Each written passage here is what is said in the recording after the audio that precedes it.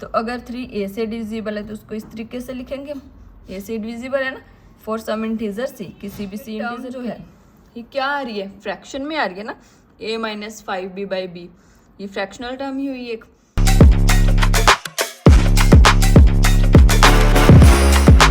Hello बच्चों, आज हम करेंगे एक्सरसाइज 1.2 के सारे एग्जाम्पल इस वीडियो में, ठीक है। तो अगर आपको किसी भी एग्जाम्पल में कोई भी डाउट है तो आप ये पूरी वीडियो जरूर देखें, आपके सारे डाउट्स क्लियर हो जाएंगे, ठीक है। तो हम स्टार्ट करते हैं एग्जाम्पल नंबर 5 से।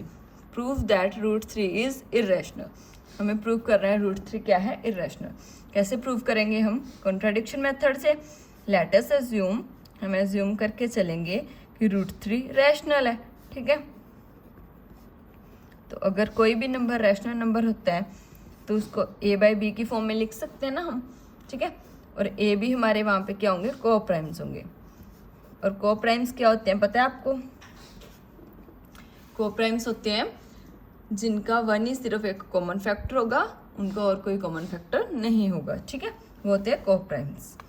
अब इसको हम रीअरेंज करने के लिए इस तरीके से लिख सकते हैं, b दूसरी साइड ले सकते हैं, ठीक है। मल्टीप्लाई में चला गया, इट मीन्स ये बन गया √3b = a, ठीक है। इसको हम इक्वेशन फर्स्ट लिख सकते हैं, ठीक है। इतना समझ में आया। अब हम करेंगे इसको सोल्व करने के लिए स्केयरिंग बोथ साइड। दोनों साइड क्या कर देंगे हम, स्केयरिंग कर देंगे। रूट से स्केयर तो क्या हो जाएगा, कैंसिल, सिर्फ 3 बचेगा। यहाँ पे b² बचा और यहाँ पे a² बचा। इसको हम इक्वेशन फर्स्ट लिखेंगे, ठीक है। आगे जाके हम यूज़ करेंगे इसको। तो ये आ गया 3b² = a²। इतना समझ आया। अब देखिए 3 मल्टीप्लाई में है, दूसरी साइड जाके क्या होगा, डिवाइड में ना। अब ये देखिए क्या आ रहा है, a²/3। a²/3 का क्या मतलब हुआ कि 3 डिविजिबल है ना, a² से डिवाइड हो रहा है, तो 3 क्या है, डिविजिबल है a² से। और हमने थ्योरम पढ़ी है, अगर कोई भी नंबर a² से डिविजिबल है तो वो a से भी डिविजिबल होता है, ठीक है। तो यहाँ पे 3 क्या है, डिविजिबल है a² से। हम लिखेंगे if 3 is divisible by a², then 3 is also divisible by a, ठीक है। ये हम लिखेंगे। तो अगर 3 a से डिविजिबल है तो उसको इस तरीके से लिखेंगे हम, a से डिविजिबल है ना, फॉर सम इंटीजर c, किसी भी c इंटीजर के लिए होगा ना वो डिविजिबल, ठीक है। इतना समझ आया। 3 को दूसरी साइड ले जाइए, यहाँ पे क्या होगा, a = 3c। अब ये a की वैल्यू आ गई ना। अब हम ये जो इक्वेशन हमने फर्स्ट लिखी थी उसमें हम इसको वैल्यू को पुट करेंगे, ठीक है। Put value of a = 3c in equation 1। तो फर्स्ट इक्वेशन क्या थी हमारी, 3b² = a²। तो a की वैल्यू क्या थी, a = 3c। अब इस वैल्यू को इसमें पुट करना है हमने, जहाँ पे भी a वहाँ पे हम 3c लिखेंगे, ठीक है। यहाँ पे a 3c लिख दो, उसका स्क्वायर है ना, स्क्वायर कर दो। अब 3b² तो वैसे का वैसे ही रहेगा, इसका स्क्वायर करेंगे तो 3 का स्क्वायर 9 बन गया, c का स्क्वायर आ गया, ठीक है। इतना समझ आया। b² = 3 दूसरी साइड जाएगा, डिवाइड में हो जाएगा ना, 3 9 से कैंसिल हो गया, 3 आया। b² = 3c², इतना बचा हमारे पास, ये बचा। अब 3 को इस साइड ले आओ, ये बचा हमारे पास, ठीक है।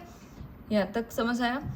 अब यहाँ पे भी देखिए 3b² से क्या हो रहा है, डिवाइड हो रहा है ना, इट मीन्स 3 क्या है, डिविजिबल है b² से। तो वही थ्योरम से हम यूज़ करेंगे और हम बोलेंगे if 3 is divisible by b², then 3 is also divisible by b, ठीक है। इतना समझ आया। अब हमने पीछे क्या बोला था, क्या पढ़ा था हमने कि 3 a² से डिविजिबल है तो a से भी डिविजिबल होगा। अब यहाँ हम पढ़ रहे हैं 3 b² से डिविजिबल है तो b से भी डिविजिबल होगा, ठीक है। इट मीन्स 3 a और b दोनों से डिविजिबल है ना। तो a और b अगर दोनों से कोई नंबर डिविजिबल है तो वो उसका क्या हो गया, कॉमन फैक्टर हो गया ना। It means a b have common factor 3। A B का क्या आ गया, कॉमन फैक्टर आ गया 3। पर हमने शुरू में एज्यूम किया था जब हमने √3 को इरेशनल तो अब हमने वहाँ पे ए बी को क्या लिया था, को प्राइम्स लिया था। को प्राइम्स क्या होते हैं, जिनका कॉमन फैक्टर सिर्फ 1 हो, उसके अलावा उनका कॉमन फैक्टर नहीं होगा कोई भी। तो यहाँ पे क्या आ गया, इसका कॉमन फैक्टर आ गया 3। समझ आया? इट मीन्स ये क्या आ गई, कॉन्ट्राडिक्शन आ गई। जो हम लेके चले थे वो गलत आ रहा है। इट मीन्स हमने जो भी एज्यूम किया कि √3 इरेशनल है वो भी गलत है। ठीक है, इट मीन्स √3 हमारा रैशनल नहीं है, √3 हमारा क्या है, इरेशनल है। समझ आया? इस तरीके से हम इसको प्रूव करेंगे। अगर किसी को कोई डाउट हो तो कमेंट बॉक्स में मुझे बता सकते हैं, मैं आपको क्लियर कर दूंगी आपका डाउट। ठीक है, नेक्स्ट एग्जांपल है एग्जांपल नंबर 6। ठीक है, एग्जांपल नंबर 6 हमें क्या कह रहा है, एग्जांपल नंबर 6 में हमें नंबर दे रखा है 5 माइनस √3। ठीक है, इसे हमने प्रूव करना है इरेशनल। ठीक है, हम सेम ही मेथड से प्रूव करेंगे, जिस भी नंबर को इरेशनल प्रूव करना है कॉन्ट्राडिक्शन मेथड से ही करेंगे। तो इसमें भी हमें क्या करना है, कॉन्ट्राडिक्शन मेथड से हम अप्लाई करेंगे और प्रूफ करेंगे। हम उसके लिए हम क्या करेंगे, पहले एज्यूम करेंगे ना, इसे क्या एज्यूम करेंगे, रैशनल। अगर हमने इरेशनल प्रूव करना है तो एज्यूम करके चलते हैं कि ये रैशनल है। ठीक है, तो अगर कोई भी नंबर रैशनल नंबर होता है तो उसको हम a/b की फॉर्म में लिख सकते हैं। ए बी हमारे इंटीजर्स होंगे वहाँ पे। ठीक है, समझ आया? अब 5 इधर है, उसको दूसरी साइड ले जाओ, दूसरी साइड जाके माइनस हो जाएगा। इतना समझ आया? अब इसको सॉल्व करने के लिए यहाँ पे 1 लिख सकते हैं नीचे, इसका एलसीएम लेने के लिए।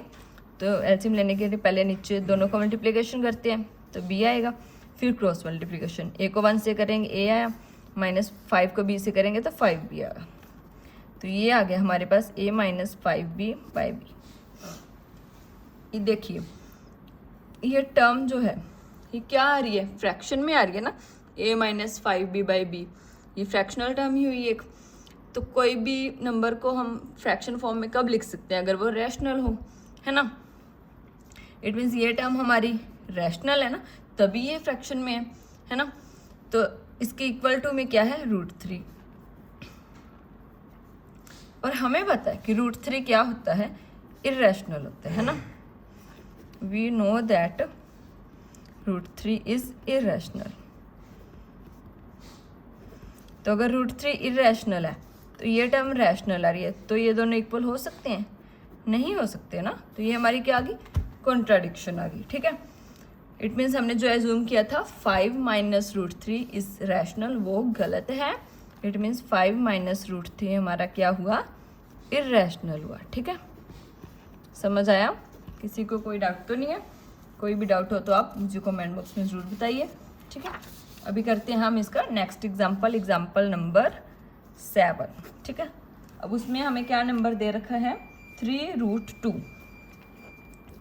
उसको भी हमने प्रूव करना है इरेशनल। Show 3√2 is irrational. वही सेम मेथड अप्लाई करेंगे हम, कॉन्ट्राडिक्शन मेथड। तो उसके लिए हम एज्यूम करके चलेंगे पहले, है ना, इसको रैशनल एज्यूम करके चलेंगे। 3√2 इज रैशनल। तो रैशनल है तो a/b की फॉर्म में लिख सकते हैं ना नंबर को। a b हमारे वहाँ पे क्या होंगे, को प्राइम्स होंगे। ठीक है, ये इंटीजर्स भी लिख सकते हो, a b इंटीजर्स भी हम हो। ठीक है, 3√2 इक्वल्स टू a/b, ये है हमारे पास। अब √2 को सिर्फ इधर रहने देना है हमने, बाकी जो भी अगर साथ में दिया हो माइनस में, प्लस में, मल्टीप्लाई में, उस सारी टर्म को हमने दूसरी साइड ले जाना होता है। ठीक है, अब मल्टीप्लाई में तो उधर जाके डिवाइड हो गया, नीचे आ गया, 3b बन गया ना। अब देखिए √2 इक्वल्स टू a3b, ये आ गया हमारे पास। अब हमें पता है √2 क्या होता है, इरेशनल होता है ना।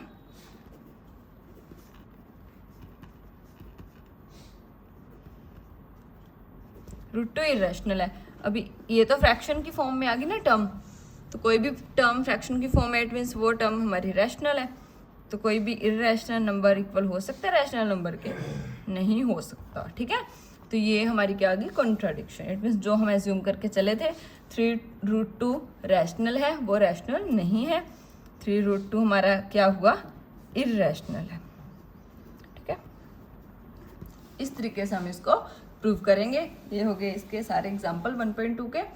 अगर आपको इसमें से किसी भी एग्जाम्पल में कहीं पर भी कोई भी डाउट हो तो आप मुझे कमेंट बॉक्स में ज़रूर बताइए। और अगर आपको ये सारे अच्छे से समझ आ गए हैं, कोई डाउट नहीं है, तो भी कमेंट करके ज़रूर बताइए कि आपको समझ आ गए हैं, ठीक है।